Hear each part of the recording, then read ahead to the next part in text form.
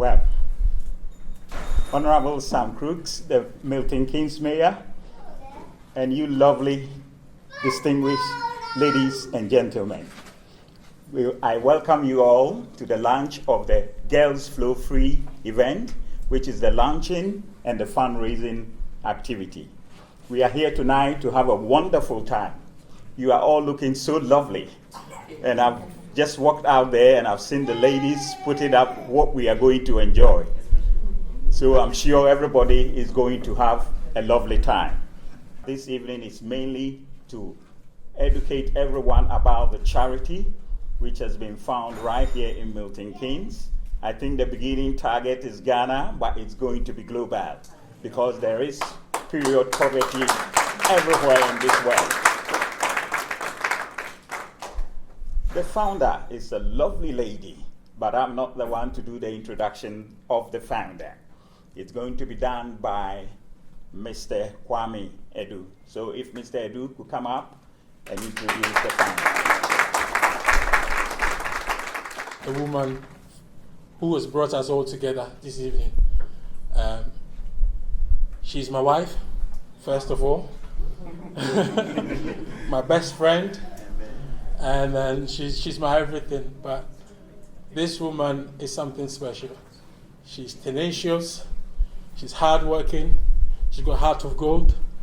When she wanted to get this started, my first reaction was, no, you can't do this now. Because we have a lot going on, and she had a lot going on in herself. So the answer was no, don't do it, don't start it now.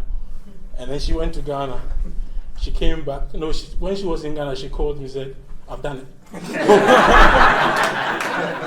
And I was like, but we said we were going to wait till next year, which was about 7 months. But I couldn't wait. So what are we going to do? We just go along. And since then, we've just been moving from strength to strength with this beautiful organization. And it's my sole honor and privilege to welcome the founder and the CEO of Girls Flow Free, Mrs. Sophia Achampo. Thank you, Kwame. What an awesome introduction. Thank you so much. Thank you for your support and everything. Kwame has been amazing from day one. Although he said no, he was thinking of how I was going to manage everything. But then from day one, he has been very supportive. Even today, running around, doing everything, he tells me, I don't want you to sweat. Just stay and let me do everything. Please give a round of applause to my husband.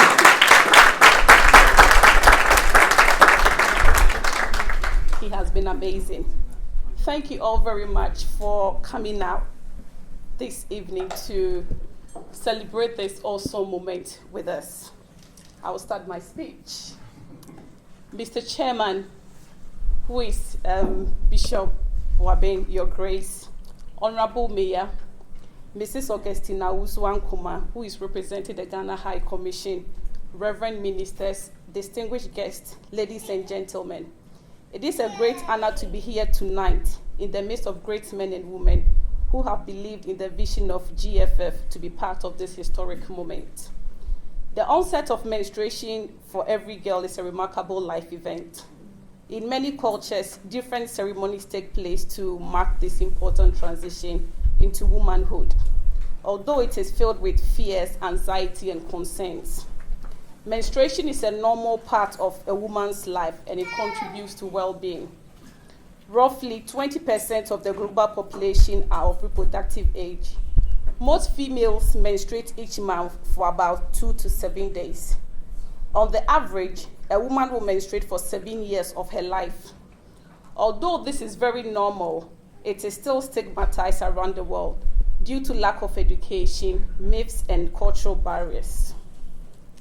Intersecting lack of education around menstruation is the issue of access to safe and hygienic menstrual products.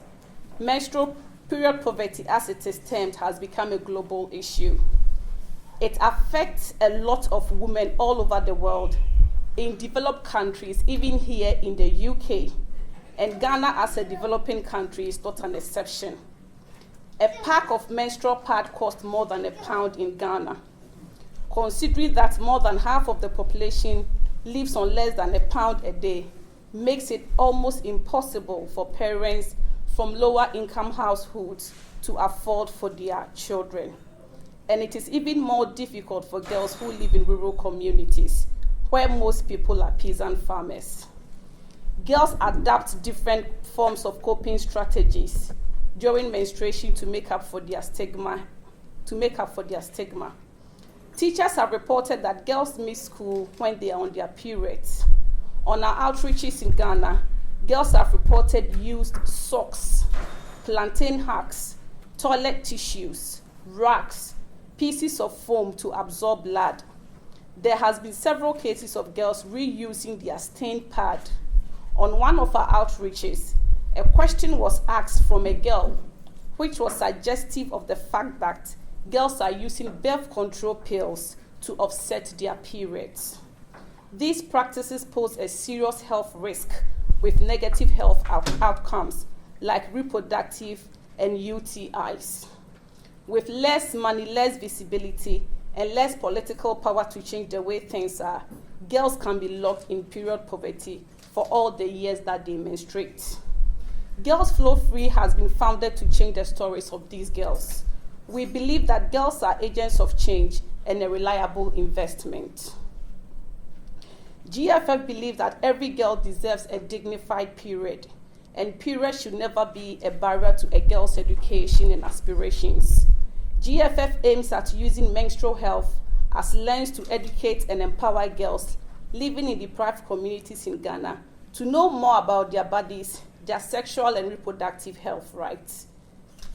Adapting a right-based and instrumental approach, we partner with local stakeholders like the Ghana Education Service, Ghana Health Service in supporting girls.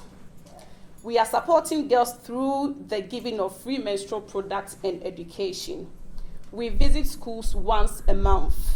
We have a cohort of 6 schools that we support with a total of 600 girls aside the regular visits that we do to primary schools. We hold strong inclusion and diversity ethos, giving every girl equal opportunity to thrive.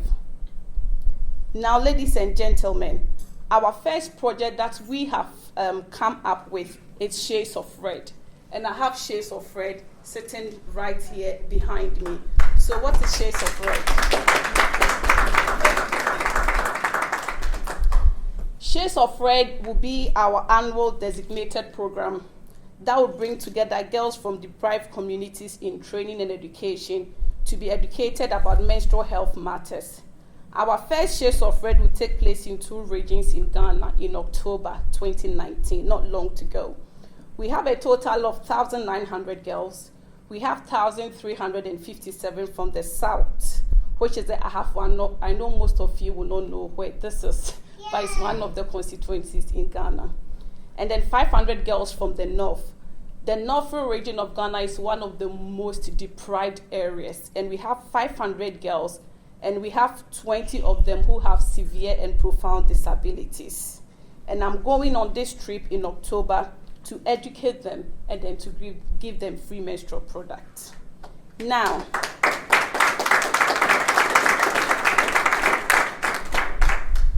many people have questioned why GFF gives menstrual pads and not menstrual cups, because the menstrual cup is a sustainable way of managing periods. Theoretically, it is considered to be the most effective means. However, in practical terms, there are critical concerns in relation to usage among girls in rural settings. 1, there is expressed concern of pain and discomfort associated with inserting, especially for girls who have never had sexual intercourse. In a country like Ghana, where the residents uphold strong religious and cultural values, the menstrual cup becomes less attractive. And then sterilizing the cup also becomes difficult because rural villages have problems accessing potable water. There is no electricity, and the lighting the fire to sterilize it becomes very tedious. There is also a high risk of family sharing of the menstrual cup, resulting in the effect of contracting infection. So for these reasons, for now, we are doing menstrual pads with the long-term aim of constructing a reusable pad factory to make it available for girls. Aside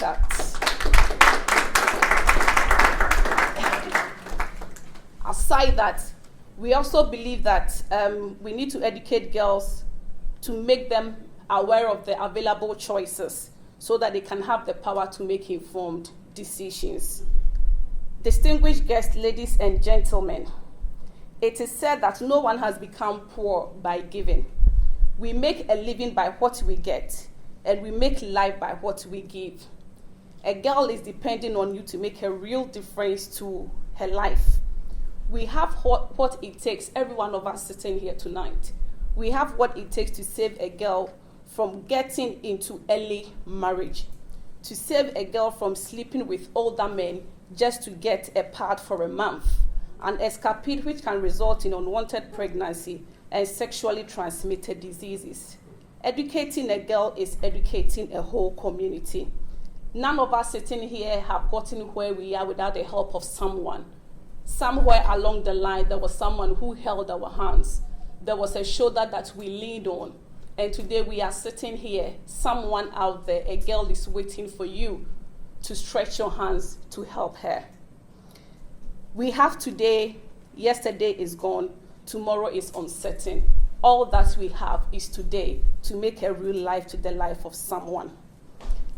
Before I end, I will humbly request that each and every one of us will support GFF with as little as £5 a month by standing order or direct debit to be able to carry out all of our projects. And all of our volunteers here and in Ghana, none of us is getting paid. Everything that we get coming in goes straight into getting educational materials and getting menstrual pads for the girls. So ladies and gentlemen, thank you so much for coming out tonight, and we are counting on you to make this moment historic and change the lives of girls in Ghana. Thank you. Let's welcome the Mayor, Sam Crooks.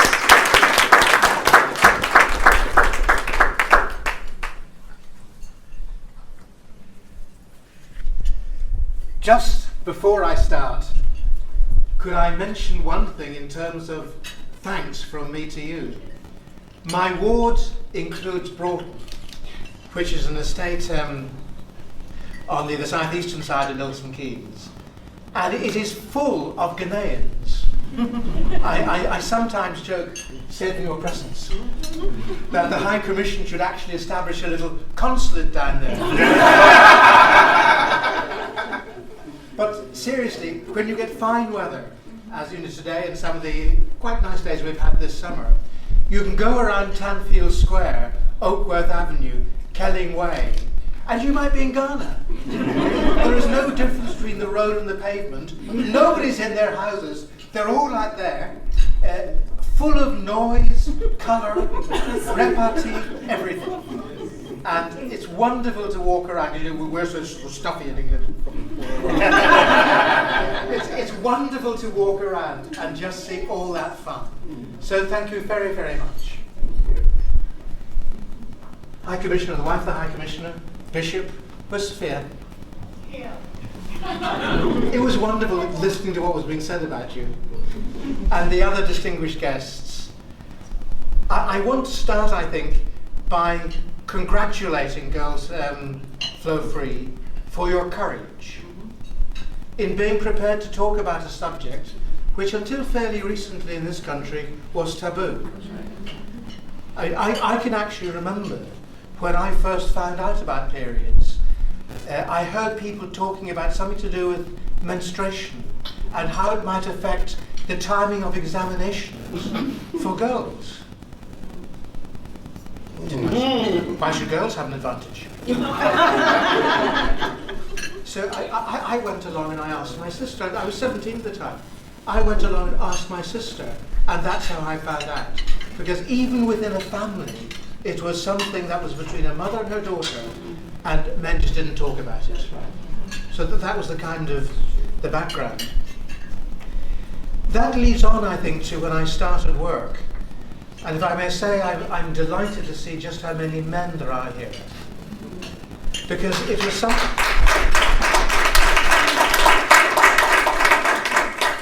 Thank you for shouting at me. It's a very serious point, though. The difficulties of exercising, the very dismissive attitude there would be in an office. You'd be looking at the absence records over a period of time. There'd be people who always had Mondays off somehow, a sickie on Mondays. There'd be other people whose sickie was always the Fridays. You could see the pattern over the years. But you'd also see the monthly pattern. And it was a kind of an in-joke amongst the men, because usually in those days it was men in charge of women.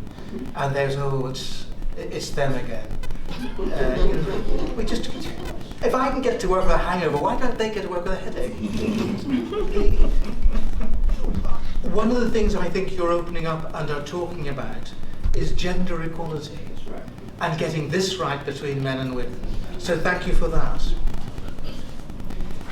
Period poverty isn't just an issue for overseas. There's another little organisation that works from Wolverton called Girl Pack. And it's actually getting packs out in exactly the same way as you're describing to local schools, centres, other places in Milton Keynes who have exactly the same problems that you're describing. So this is much, much more than just an isolated case. It is something that, as you say, goes global. And that brings me to my last point.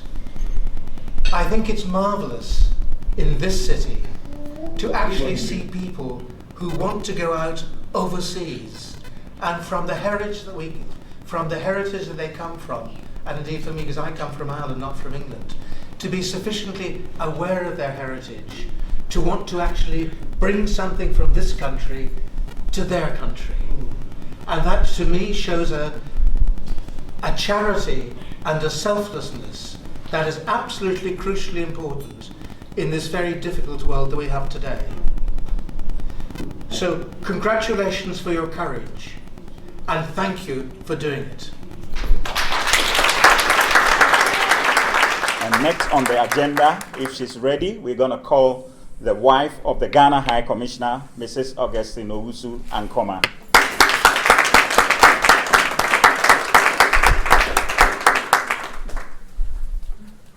After all the amazing speeches, I doubt I have anything different to say. Because the founder and executive director,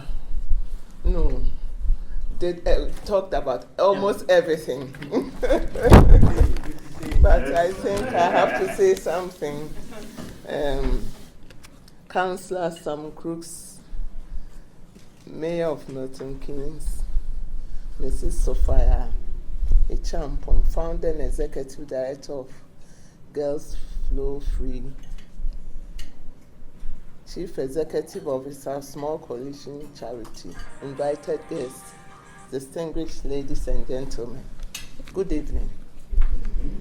It is my distinct honor to join this historic event as the keynote speaker for the lunch and fundraising for the Girls Flow Free charity.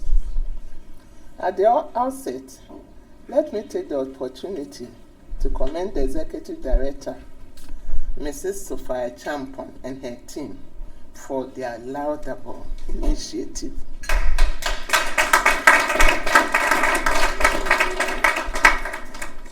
Which is aimed at addressing a very important health and well-being aspect of the lives of women and girls worldwide, and most importantly in Ghana. I applaud the initiative because even though menstrual and reproductive health issues have significant economic and social impacts, discussions about them are still considered a taboo in certain communities in Ghana. I understand this charity is registered in Ghana and is quite young, having been established in April 2019 this year. Yet, in spite of its young age, It has already made tremendous impact in some communities in Ghana. Communities like Behinasi Primary and Junior High School, Drabin MA Junior High School, Daro Fiezin Islamic Basic School, Pankrono Zongo, Dechemsu MA Basic School. It's amazing. You are already spreading like wildfire.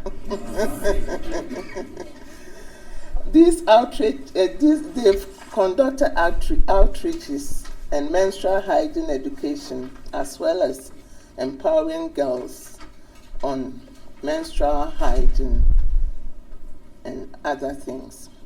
It is commendable to note that these initial charity works were aimed at educating and empowering young girls in upper and primary senior high schools, a target group which definitely cover a number of girls on matters of menstrual and hygiene, as well as reproductive health. Distinguished ladies and gentlemen, permit me to share some insights into the impact of period poverty or menstrual hygiene management, which is the mainstay of this charity. Period poverty means the inability to access menstrual products, mainly due to financial constraints. According to the World Health Organization, WHO, UNICEF 2012, period poverty, or MHM, is defined as women and adolescent girls being unable to use clean materials to absorb menstrual blood and also to change in privacy as often as necessary throughout their menstrual period. The inability to access and use soap for washing their bodies as required, and having access to safe and convenient facilities to dispose of used menstrual management materials. Period poverty is explained in terms of having access to basic information about the menstrual cycle and how to manage it with dignity without discomfort or fear. It is worthy of mention that period poverty is directly linked to fulfilling several of the United Nations Sustainable Development Goals, notably good health and well-being, ensure inclusive and equitable quality education, promote long life learning opportunities for all, achieve gender equality, and empower all women and girls.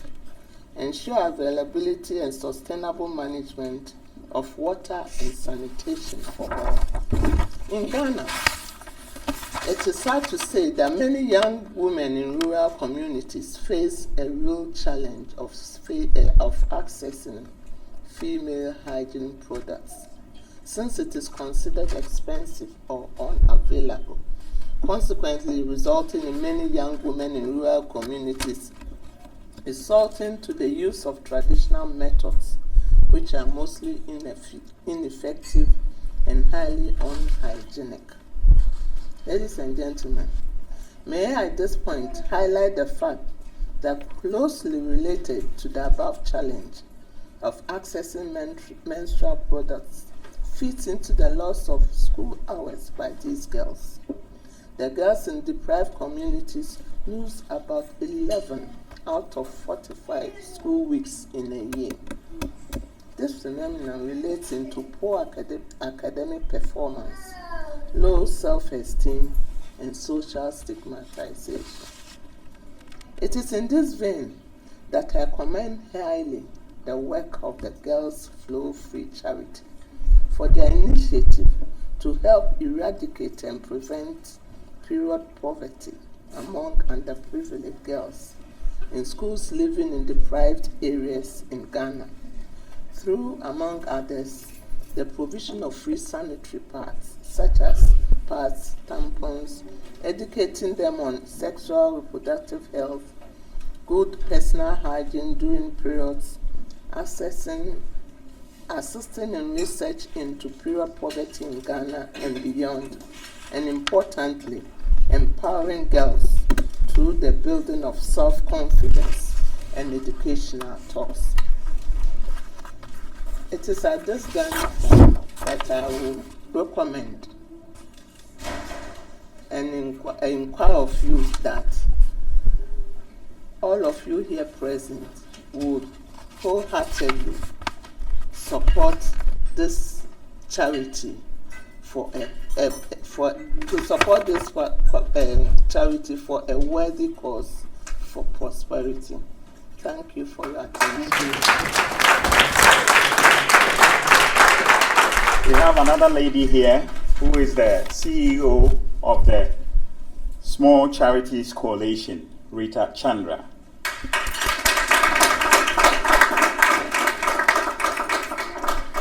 Thank you very much, and thank you for this invitation. I've got to say, I've only been in post 2 months, and one of the first phone calls I had was from Sophia to say she was having this event, would I come down?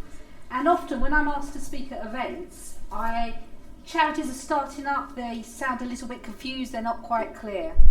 Congratulations, I have never been so impressed by your work.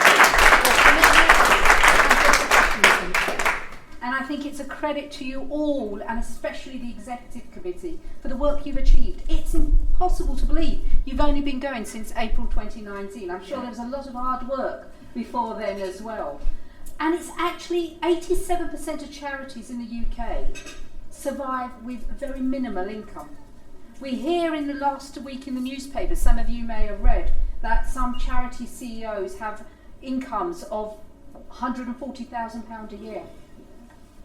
Those are that's definitely not me. There are definitely some very large charities, but I guarantee you those charities don't have half the impact that agencies like Girls Flow Free does. And we need to raise that, and we need to champion that. There's also another challenge here as well. There's a challenge of not only being small, but being a charity that works overseas. The government doesn't recognise easily the potential, the goodwill, and the commitment that it takes to take your expertise, to take time out from your lives, to go and spend and invest in another country. And we need to champion that. And again, I look to you as an exemplar that we can champion, that we can show to DFID, we can show to the DCMS as an excellent example of community organising. Tuesday, this coming Tuesday, is a day called Giving Tuesday. And it is a day for everybody to consider what charitable activities can they engage with, what charitable activities would they like to make regular donations to. And where most small charities in this country struggle with is with making sure that they've got the cash to continue their work. And regular giving is such an important bit. Doesn't matter, you don't have to give big sums, but if you can invest regularly in an organisation with your money, but just as importantly with your time, then that's hugely, hugely important. And we must celebrate that as well. So I hope that you'll take part in Giving Tuesday, just to keep up the fantastic work that you're doing. Also, another thing I'd just like to end on as well. Here today to me feels like the start of something. It feels so optimistic, and congratulations to you on that. But also, it feels like you're on the beginning of a big journey. And Sophia tells me that next year you're also going to be looking at issues like serious youth violence. Work never ends. Charities are one of the oldest entities that have been going since time immemorial. And there's still a need for charity work. So even if, by a miracle, you solve all the problems that you've set out to do today, there'll still be more work for you to do. And for that, I think we should all be eternally grateful. Good luck to you. Keep up the good work. And we would like to invite you. We're changing our regular weekly newsletter. I'd like to invite Sophia to be the first contributor to go nationwide to actually...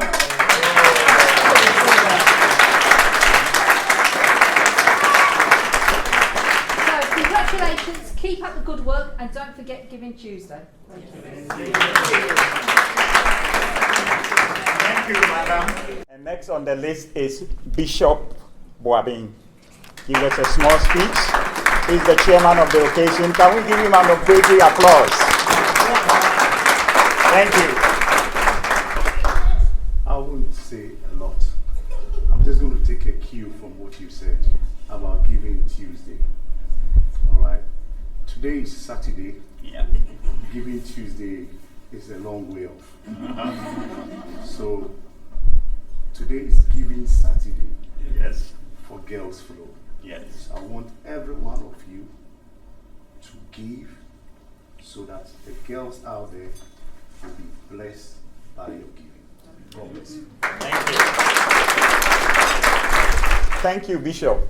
Short statement, but very powerful. Giving Saturday. Nice one. This is the time I want to take every penny out of the pockets of all you beautifully dressed people. Right, we are getting ready for the auction.